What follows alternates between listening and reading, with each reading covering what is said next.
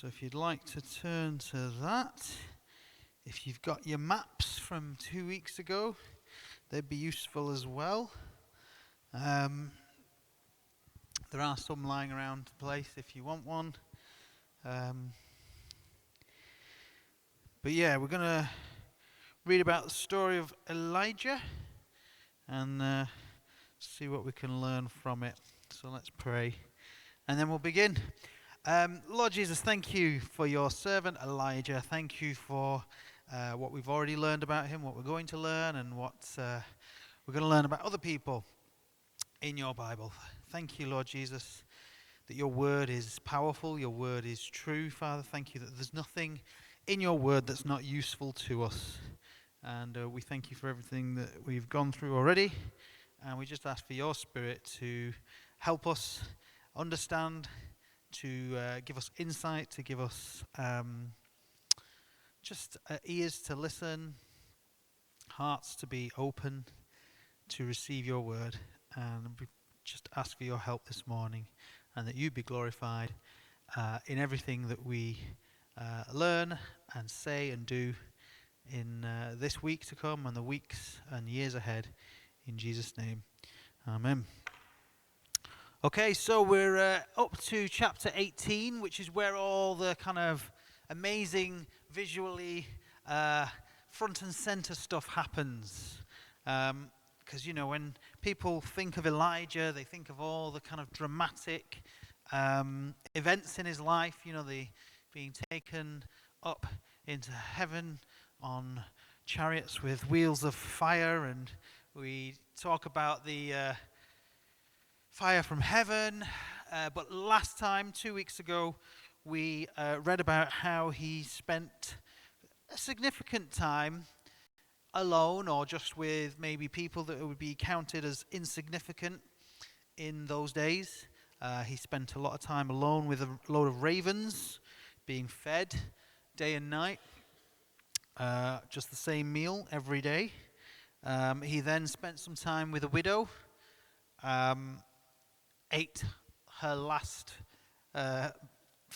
meal instead of her, and then raised a boy to life, and didn't have anyone to share that with other than the widow and obviously the boy. And so no one saw anything. And as Christians, as followers of Jesus, sometimes God calls us and it's not very dramatic. No one sees all the things that we're doing. It's all very hidden. And the chapter today is a contrast of some hidden stuff that's going on, and then some front and center stuff that couldn't be more visible or dramatic. So let's read. It says, "After a long time, in the 3rd year, the word of the Lord came to Elijah, 'Go and present yourself to Ahab, and I will send rain on the land.' So Elijah went to present himself to Ahab. Now the famine was severe in Samaria, and Ahab had summoned Obadiah, his palace administrator. Obadiah was a devout believer in the Lord, while Jezebel was killing off the Lord's prophets. Obadiah had taken 100 prophets and hidden them in 2 caves, 50 in each, and had supplied them with food and water. Ahab had said to Obadiah, 'Go through the land to all the springs and valleys. Maybe we can find some grass to keep the horses and mules alive, so we will not have to kill any of our animals.' So they divided the land they were to cover, Ahab going in one direction and Obadiah in another. As Obadiah was walking along, Elijah met him. Obadiah recognized him, bowed down to the ground, and said, 'Is it really you, my lord Elijah?' 'Yes,' he replied. 'Go tell your master, Elijah is here.' 'What have I done wrong?' asked Obadiah, 'that you are handing your servant over to Ahab to be put to death?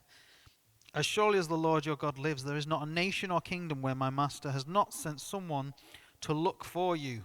And whenever a nation or kingdom claimed you were not there, he made them swear they could not find you. But now you tell me to go to my master and say, Elijah is here. I don't know where the Spirit of the Lord may carry you when I leave you. If I go and tell Ahab and he doesn't find you, he will kill me. Yet I, your servant, have worshipped the Lord since my youth. Haven't you heard, my lord, what I did while Jezebel was killing the prophets of the Lord? I hid 100 of the Lord's prophets in 2 caves, 50 in each, and supplied them with food and water. And now you tell me to go to my master and say, Elijah is here. He will kill me. Elijah said, as the Lord Almighty lives, whom I serve, I will surely present myself to Ahab today. So Obadiah went to meet Ahab and told him, and Ahab went to meet Elijah. When he saw Elijah, he said to him, Is that you, you troubler of Israel? I have not made trouble for Israel, Elijah replied, but you and your father's family have. You have abandoned the Lord's commands and have followed the Baals. Now summon the people from all over Israel to meet me on Mount Carmel, and bring the 450 prophets of Baal and the 400 prophets of Asherah who eat at Jezebel's table.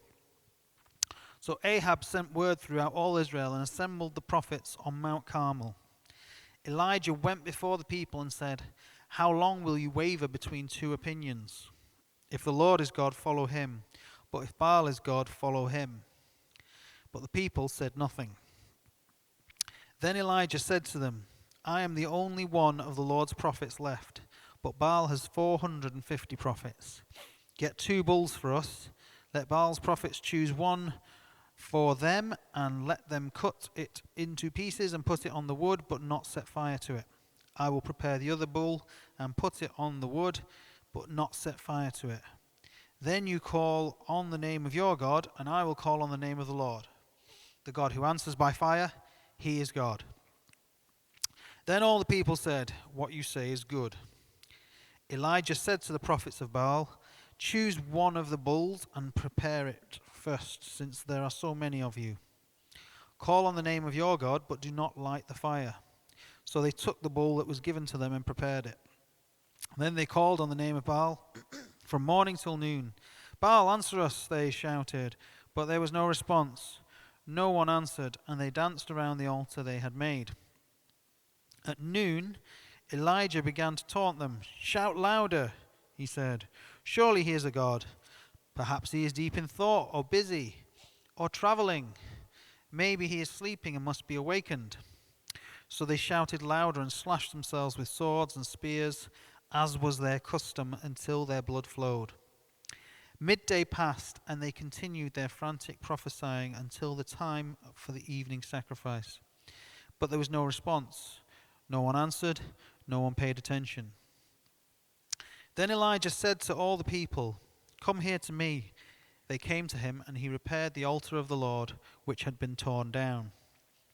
Elijah took 12 stones, one for each of the tribes descended from Jacob, to whom the word of the Lord had come, saying, Your name shall be in Israel. With the stones he built an altar in the name of the Lord, and he dug a trench round it large enough to hold 2 seahs of seed. He arranged the wood, cut the bull into pieces, and laid it on the wood. Then he said to them, Fill 4 large jars with water and pour it on the offering and on the wood.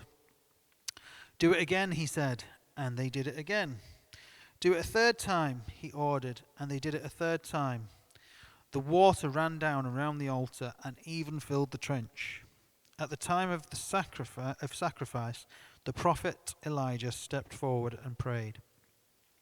Lord, the God of Abraham, Isaac, and Israel, let it be known today that you are God in Israel, and that I am your servant and have done all these things at your command. Answer me, Lord, answer me, so these people will know that you, Lord, are God, and that you are turning their hearts back again.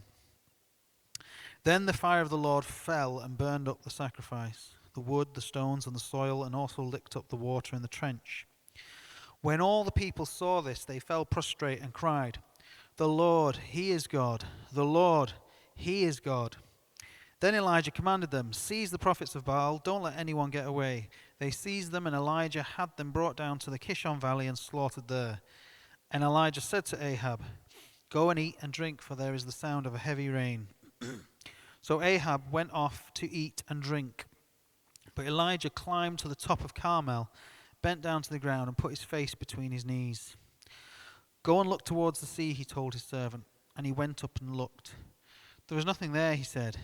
7 times Elijah said, Go back. The seventh time the servant reported, "A cloud as small as a man's hand is rising from the sea." So Elijah said, "Go and tell Ahab, hitch up your chariot and go down before the rain stops you." Meanwhile, the sky grew black with clouds, the wind rose, a heavy rainstorm came on, and Ahab rode off to Jezreel. The power of the Lord came on Elijah, and tucking his cloak into his belt, he ran ahead of Ahab all the way to Jezreel. So there we go. So it's a bit more exciting and interesting for all concerned. But I think sometimes, we can become Christians and then we want to go straight to Mount Carmel and have a big showdown, and we're not ready, And sometimes we can make the mistake of getting very excited and saying, "Oh, God's going to use you for all these powerful things." And we go, "Oh, well, that's exciting." Right, and people just wait for God to use them for all the exciting things. But before that, not doing the stuff that no one sees and that maybe is a bit monotonous or not as exciting. They want to go and have a showdown with the enemy. And their character and their faith isn't ready yet. You'll notice that chapter 17 finished with this widow saying, "Then the woman said to Elijah, 'Now I know that you are a man of God and that the word of the Lord from your mouth is the truth.'" And so it's almost like he'd passed this test. I said it echoed how God was testing Abraham, and then only when he'd passed the test that God set him, that God knew that Abraham's heart was fully devoted to God. And so Elijah's ready. But on the way, he meets Obadiah, who is another guy that is doing something for God that no one else sees. He's hidden 50 prophets of Baal, or Baal, not sure exactly how it's pronounced, but anyway. He's hidden 100 prophets, 50 in 2 caves. Now, it says, let's have a look. It's verse, where is it? Verse 4. There you go. While Jezebel. So we've not got really to Jezebel yet, but she is this evil queen who is causing Israel to basically abandon God, turn away from God, disobey God, rebel against God, and worship these pagan gods instead. And the prophets of God would call her out on what she was doing. And people who do evil don't like to be told that they're doing evil. They like to be told that they're good people and they're doing good and they like fame and to be worshipped and praised, not to be called out. And so these prophets of God were calling Jezebel out. And so her response was, "You know what, I am going to," well, the modern day term, I guess, is deplatform, or just kind of have you arrested for a hate crime, or in those days it was, "I'll just put you to death." And so Jezebel was putting these prophets to death. And so what did Obadiah do? He rescued them, put them into these caves. It says, somewhere, where is it?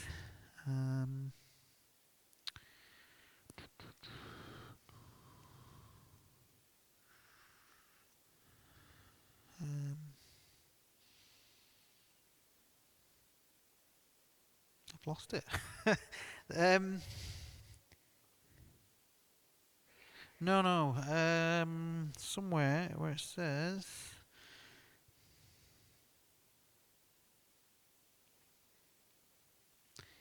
oh, I don't know. It's gone somewhere. It said about those not. Oh, that was it. Yeah. So it says here, verse 4, while Jezebel was killing off the Lord's prophets, Obadiah had taken 100 prophets and hidden them in 2 caves, 50 in each, and supplied them with food and water. And basically, if you agreed with Jezebel, you'd get to eat in the palace and, eat from Jezebel's table. I think it's, I don't know where it is that it says it, but anyway. Instead, if you disagree with Jezebel, then you get stuck in a cave. Okay? And sometimes Um, when when our faith is weak, or we're mixed up in, 1 foot in the world, 1 foot in with God, we end up making the choice of, you know what, I'd rather eat the food that's from Jezebel's table because it's nicer. The lighting's better in the palace than in a cave. Maybe it's a bit more warm and comfortable, and comfort sometimes prevails over what is right. And we get too comfortable because we're afraid to completely reject the comfort and security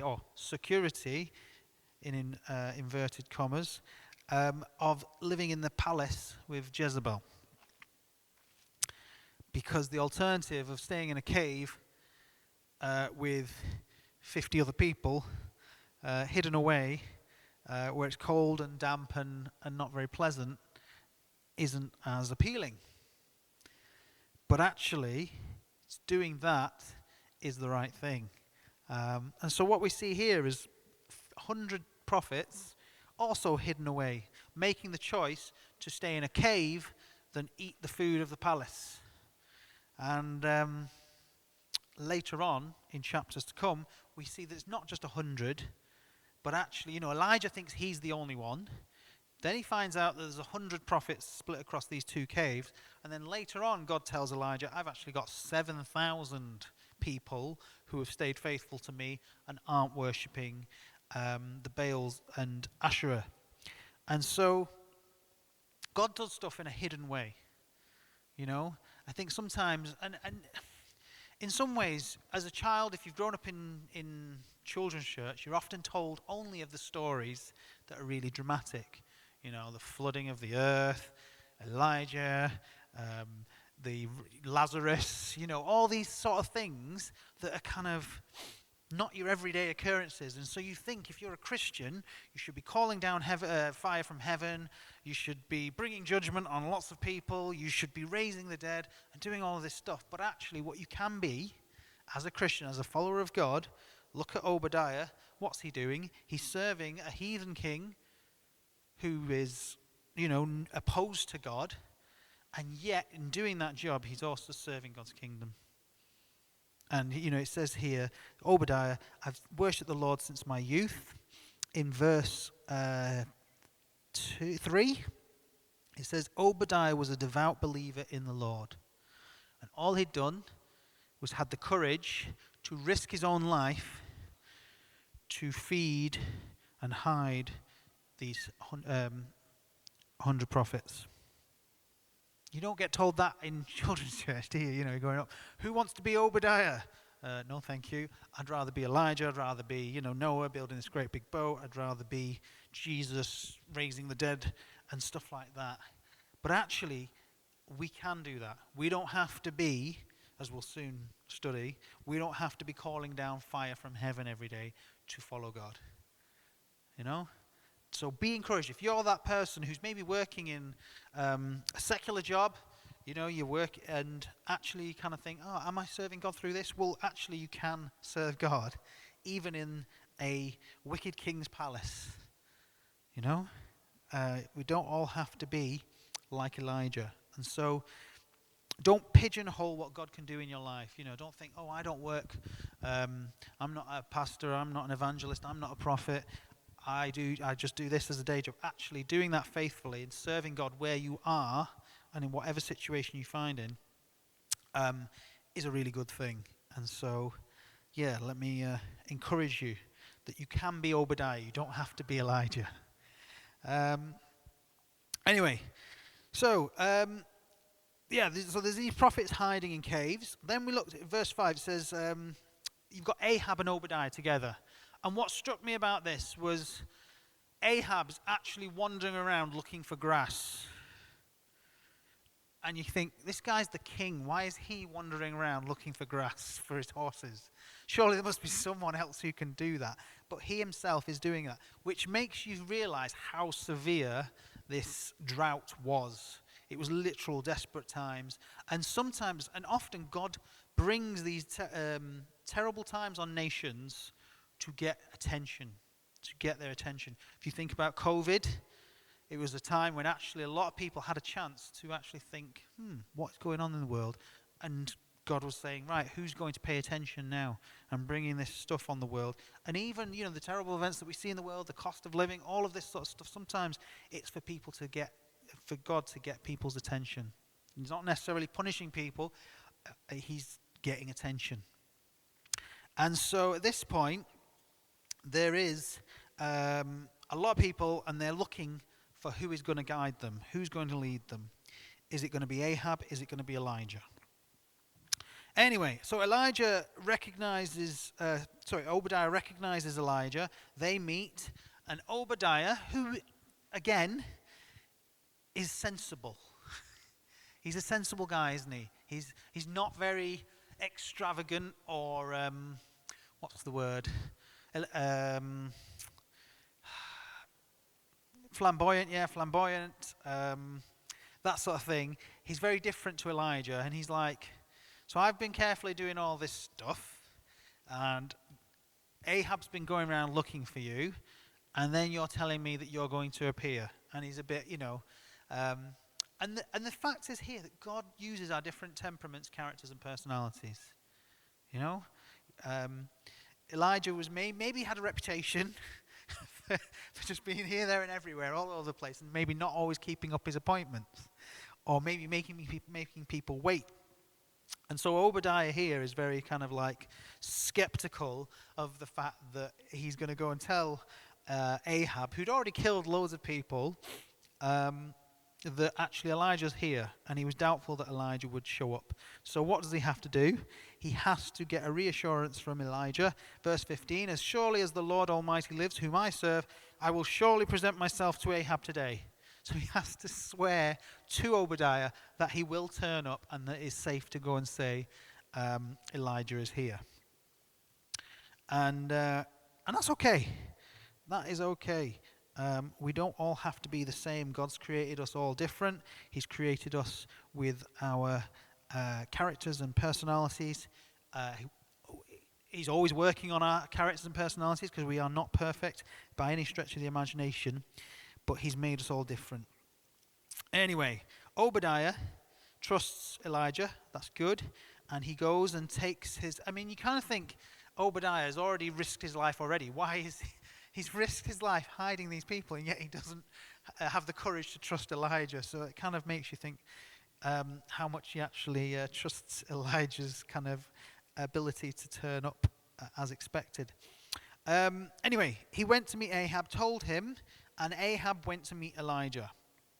When he saw Elijah, he said to him, is that you, troubler of Israel? Now, we all know who has brought the trouble on Israel.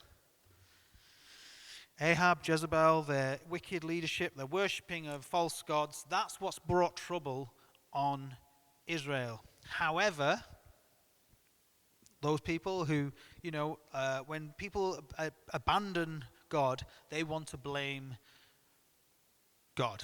They want to blame God or the followers of God or the people, the prophets of God, the people that are telling them the correct way to live. They will blame them and even put them to death in this case.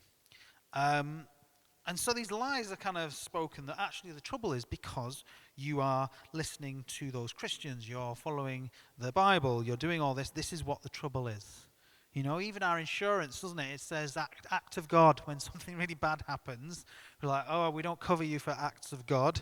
And it's like, right, why does God get the blame for something when bad things happen? But that's what the world that's opposed to God does. They blame God for trouble. They blame God for all the bad things, when the reality is they've brought that on themselves through disobeying God. Anyway, Elijah corrects them. He corrects him, says, I have not brought trouble on Israel.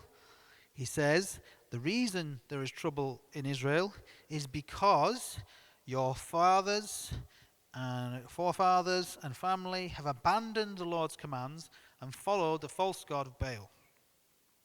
So, to correct this misconception and maybe this lie or this fake news or whatever it is, or this, this lie, Elijah is now ready to have this showdown. So he says, now, and obviously the nation is prepared for this moment because they've had this drought. People are desperate. They're looking for God. Anyway, what does he say? Now summon the people from all over Israel to meet me on Mount Carmel and bring the 450 prophets of Baal and the 400 prophets of Asherah who eat at Jezebel's table. That was the verse I was looking for earlier. Yeah, they eat at Jezebel's table, so you can be a prophet of Asherah and Baal, eat the nice food at Jezebel's table, enjoy that, comfortable, warmth, dryness, whatever, all the luxury, or you can be in a dark cave. That's the choice. And being a Christian often means giving up the comforts, the security, or just the luxury, or anything like that. And sometimes God will take you to a cave where things are hard, but actually he rewards those who don't bow the knee to the false gods. So anyway, Elijah says to bring these people down. Let's do a test. Let's do an experiment. And Ahab sent word throughout all Israel, assembled the prophet on Mount Carmel. So he's got all the prophets, got all the people of Israel. The kind of invitation to this event has gone out, and we're ready. And so Elijah asks the question, how long will you waver between two opinions? If the Lord is God, follow him. But if Baal is God, follow him. Simple as that, isn't it?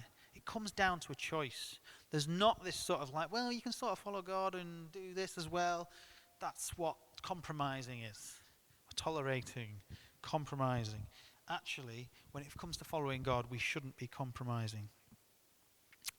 So Ahab, so Elijah asks this question, and what do the people say? Nothing. Nothing. And that's what happens. You'll see when a nation doesn't speak up, the people don't speak up, it's because they have their feet in two camps. They know that actually following God's correct, but they like the kind of, there's a lot of sin going on. They like their sin. There's a lot of, trust in military might. There was all the kind of sexual immorality that was going on, and they liked having their feet in both camps. But what that does means you can't speak out. The devil silences you because you go, well, you can't speak up because you're not actually following God wholeheartedly. And so that's what the enemy does. He silences people by compromising their life. And then their words are they have no authority, so they say nothing. And unfortunately, often, in this nation, I think historically, especially the church, because they haven't been following God and they've had their feet in two camps and maybe enjoyed Jezebel's table, they haven't spoken up and the devil has silenced the church. And so it takes these situations, maybe these national disasters, emergencies, whatever, and a prophet of God and the church rising up to actually set the record straight and lead the people well, because they need to know who to follow. They need reminders sometimes. And we see that, don't we, through Judges, that actually people's hearts go astray. And that's why the voice of the church in a nation needs to be loud and clear. Elijah said to them, I am the only one of the Lord's prophets left. Now he knows, obviously Obadiah's just told him that there are 100 prophets, but he'd be rather stupid to just say, well, by the way, there are 100 prophets in these caves over here. So he's just protecting them. And he's saying he's the only one left, but Baal has 450 prophets. Get 2 bulls for us. Let Baal's prophets choose one for themselves and let them cut it into pieces and put it on the wood, but not set fire to it. And then he says, I'm going to call on the name of my God. You call on the name of your God. The God who answers by fire, he is God. And everyone's like, yeah, that sounds good. We'll go with that. Which you would, because actually that's a fair test. So what happens? They call on the name of Baal from morning till noon. So a long time, several hours. But nothing happens.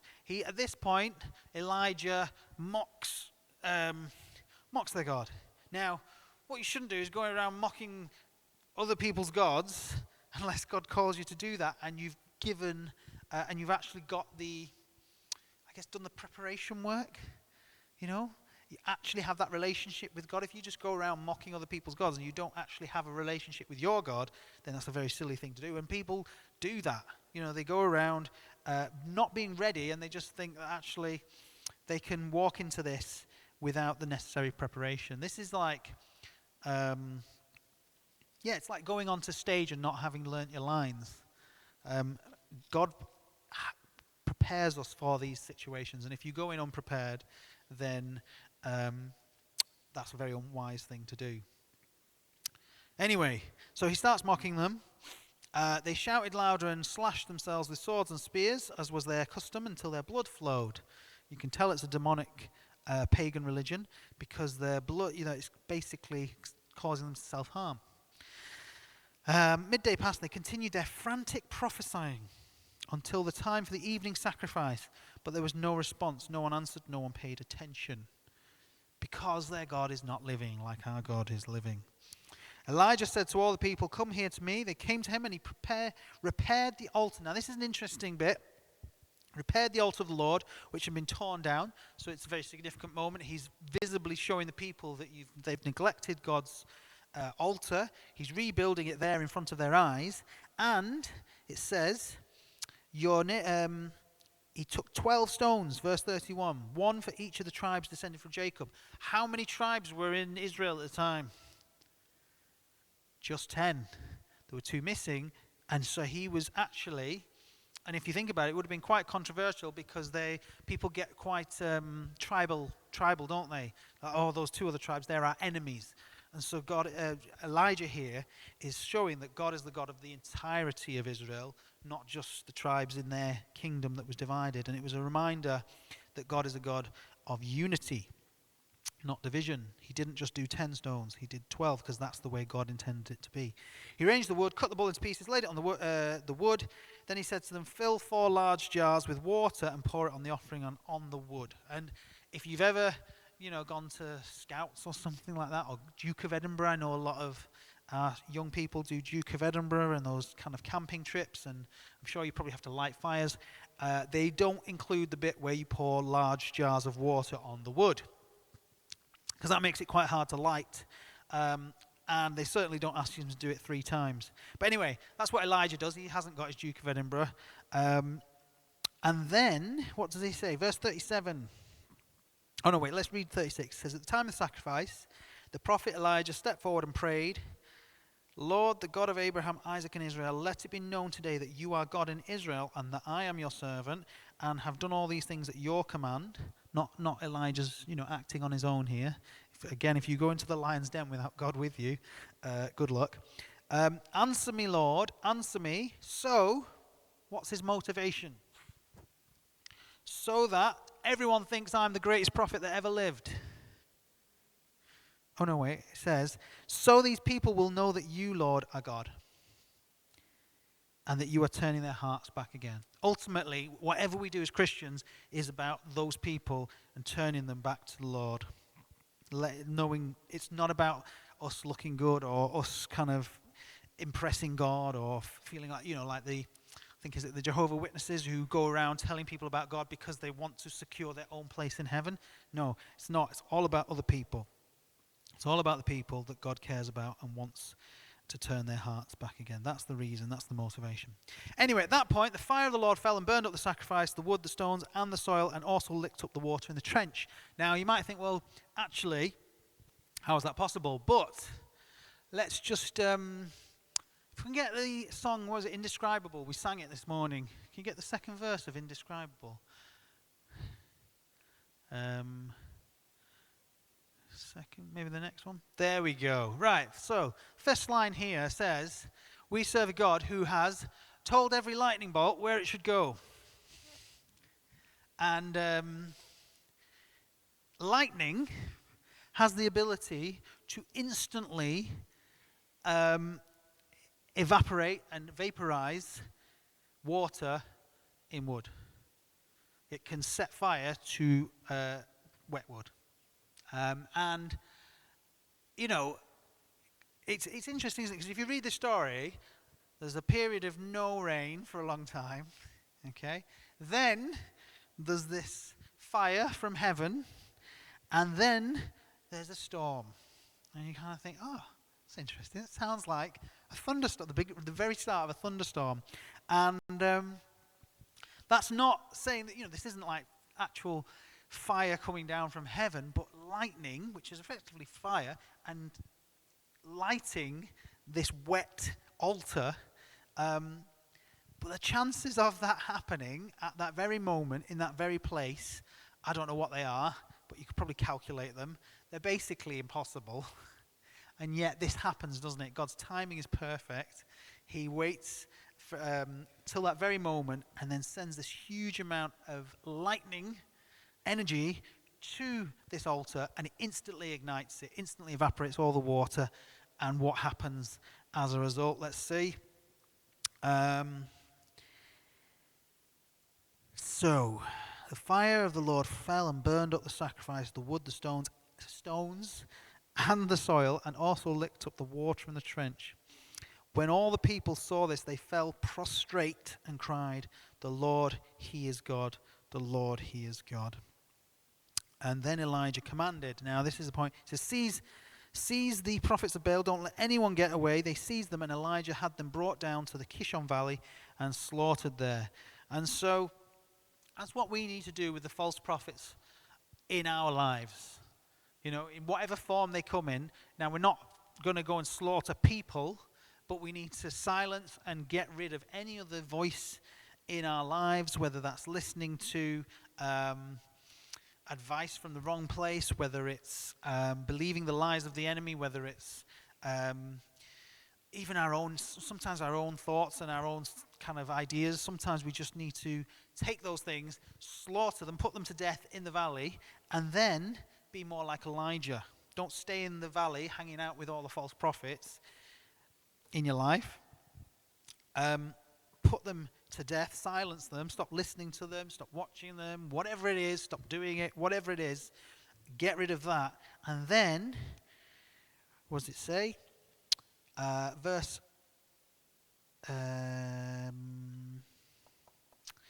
Anyway, Elijah said to Ahab, "Go eat and drink, for there is sound of heavy rain." So Ahab went off to eat and drink. Here we go. But Elijah climbed to the top of Carmel. So don't hang around in the valley with your false prophets. Put those to death in your life. Stop listening to the people giving you bad advice, giving you, or maybe telling you that you're not forgiven, that you're not, that God's isn't able to forgive you because what you've done is too terrible, or that things are going to be bad in the future. Don't listen to the voice of the enemy, the false prophets. Listen to God. Climb the mountain, and seek God like Elijah did. Anyway, he climbed down to the top of Carmel, bent down to the ground, and put his face between his knees. And then he tells his servant to go and look towards the sea, and he went and looked, and there is nothing there, he said. But he went 7 times, and then eventually the 7th time, the servant reported, "A cloud as small as a man's hand is rising from the sea." And so Elijah said, "Go and tell Ahab, hitch up your chariot and go down before the rain stops." And so at this point, Elijah, because obviously the drought was coming to an end, and the 7 times, 7, as we know in the Bible, is God's number of perfection, and they had to wait and be persistent and wait for God's perfect timing. Because as we've seen in this fire from heaven, God's timing's perfect. And even then, and this small cloud, as small as a man's hand, often God does big things, but starts in a very small way. And we need to be looking for it. Then verse 45 says, "Meanwhile the sky grew black with clouds, the wind rose, a heavy rainstorm came on, and Ahab rode off to Jezreel." And then it says, "The power of the Lord came on Elijah, and tucking his cloak into his belt, he ran ahead of Ahab all the way to Jezreel." He's outrun a horse. You can't do that as a human in your own strength. And so it finishes with Elijah kind of even outrunning a horse. So God's used him for all these mighty things, and you kind of think, wow, what a guy. What a guy. And if we're not careful, we can start to think that Elijah is the person that we should worship and copy and stuff like that. But the reality is, as we see in the next chapter, he's still human. He's still human because literally within the next few verses, he wants to kill himself. How do you go from calling down fire from heaven, running faster than a horse, um, raising the dead, and then within a year or two or a few weeks, I don't know exact timeline, you want to commit suicide? Okay? So, Elijah is not the hero in this story. He's a great model to aspire to and follow, but he is not perfect. Only God himself is perfect. And so our king is not Ahab, definitely shouldn't be Jezebel. Even Elijah we shouldn't worship because he is very much human.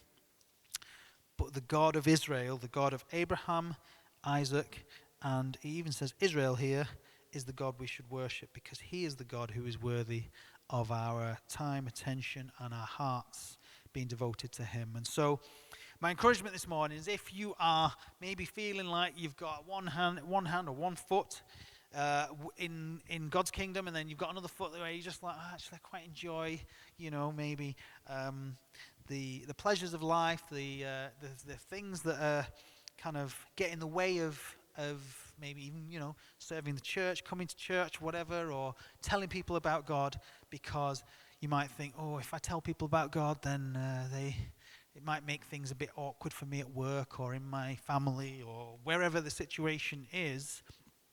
I would say that God of Israel is the God who can bring down fire from heaven. He speaks, he listens, he hears, and he loves us and he cares for us, and he even gave himself for us. And you don't need to shed your own blood like those prophets of Baal. God himself shed his precious blood for us. And all he calls us to is repent and turn away from our ways and not have our foot in two camps and to be silent, but to plant our lives fully in his hands and speak up for the truth and be a voice to our friends, families, and ultimately a voice to the nation, just as Elijah was. And you don't have to be perfect to do that, because we'll find out how imperfect Elijah was, but you need to trust God. And so if you're doing that, continue to do that. If maybe you're like the people, become more like Elijah. But ultimately, we do it through the strength that Jesus gives us. He is able to work miracles in our lives. He's able to make us run fast. He's able to make us be patient. He's able to sustain us if we're in a cave going through those hard times. Whatever situation we are in life, Jesus is able to sustain us and give us the strength. And trust him and put your whole trust in him. Thank you.